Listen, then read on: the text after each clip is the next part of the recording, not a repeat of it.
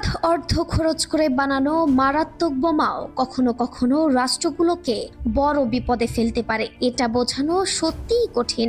ঘটনাগুলো শুধু উপলব্ধির বিষয়। যেমন মার্কিন যুক্তরাষ্ট্র লেবাননে যে GBO-39 বোমা ফেলেছিল তার একটি বিস্ফোরণই ঘটেনি। গত মাসে হিজবুল্লাহ নেতা হাইতাম আলী তাবাতাবাইকে টার্গেট করে মার্কিন বাহিনী হামলা চালায়, তখনও ওই বিস্ফোরিত বোমাটি পড়ে থাকে। এই বোমায় পরে হিজবুল্লাহর জন্য বড় সুযোগ হয়ে দাঁড়ায়। জীবন বাজি রেখে লড়াই করা দলটি জানে শত্রুর অস্ত্র হাতে পেলে তা থেকে অনেক কিছুর ধারণা পাওয়া যায়। তাই তারা বোমাটি নিষ্ক্রিয় করে পাঠিয়ে দেয় ইরানে গবেষণার জন্য।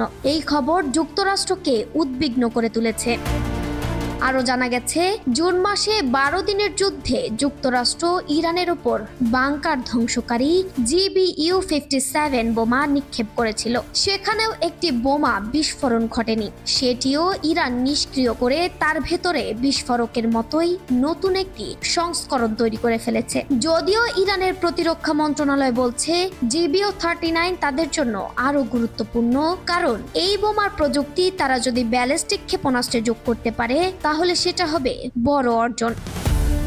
বর্তমানে ইরান সে GBU-57 এর নকল বিস্ফোরক নিজস্ব হাইপারসনিক ব্যালিস্টিক ক্ষেপণাস্ত্র ফাতাহতে যুক্ত করার পরিকল্পনা করছে। এমনকি তাদের আরেক হাইপারসনিক ক্ষেপণাস্ত্র খোররামশরে এটি ব্যবহার করার কথা ভাবছে। পরীক্ষায় দেখা গেছে ইরানের তৈরি এই নকল বিস্ফোরক 20 মিটার গভীর পর্যন্ত ক্ষতি করতে পারে, যেখানে যুক্তরাষ্ট্রের আসল GBU-57 প্রায় 60 মিটার পর্যন্ত ঘাঁটি ভেদ করতে সক্ষম।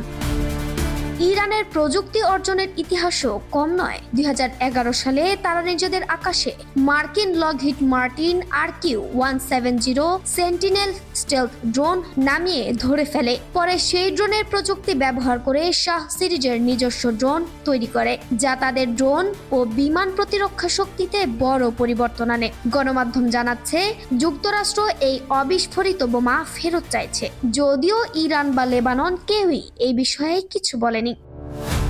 এদিকে লেবানন আগেই অশান্ত পরিস্থিতিতে রয়েছে। দেশটির দক্ষিণাঞ্চলে জাতিসংঘের ইউনিফিল শান্তিরক্ষীদের টহল দলের ওপর মোটরসাইকেলে আসা বন্দুকধারীরা গুলি চালায়। কেউ আহত না হলেও ঘটনার পর সেনাবাহিনী তাদের সন্দেহভাজন 6 সদস্যকে গ্রেফতার করেছে। এই তথ্য সংবাদ মাধ্যম LFP জানিয়েছে।